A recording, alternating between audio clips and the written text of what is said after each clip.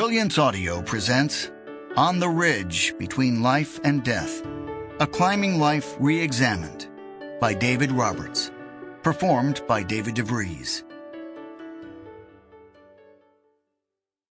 1. Gabe. The trouble began on the 5th pitch. I handed Gabe our hardware, half a dozen soft iron pitons and 8 or 9 carabiners dangling from a nylon sling, and said, "On belay." Once again I had been unable to drive a single piton for my anchor. Instead, I had found a bucket-shaped hollow in the ruddy sandstone and sat in it with my back against the right wall, my feet braced against an opposing bulge.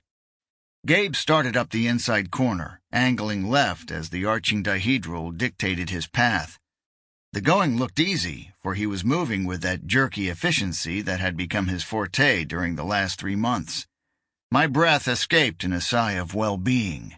Once again, we were launched on a flight that turned the neurotic thrum of ordinary life into a staccato pulse of purpose. But there were no cracks for our pitons.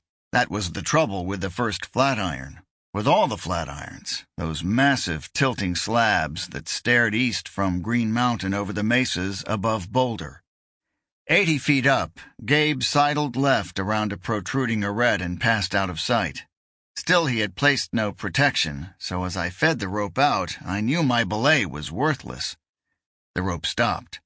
Gabe's distant voice, "Should I go straight up or traverse left?" We had been shouting too much on this climb, conferring from 100 feet apart as we forced our way through the route's odd intricacies. The elders in the Colorado Mountain Club who had taught us to climb early that spring had stressed the importance of economy in our shouted signals. "On belay! Climbing! Slack! Up rope!" The syllables apportioned so that even over a droning wind, one call should never be mistaken for its opposite. "Try to go straight up!" I yelled back. So the route had seemed to unfold as I had studied it in binoculars from my home on Bluebell Avenue. Atop this pitch, I thought, we would have it made, with less than 200 feet of easy scrambling to the notch, just below the summit.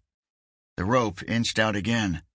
10 minutes later came Gabe's call, "Off belay!" With a sense of relief, I started up. It was a perfect summer day. Pine sap wafting on the fickle breeze, warm sun slanting across the cliff, the whole of the first flatiron to ourselves. Sample complete. Ready to continue?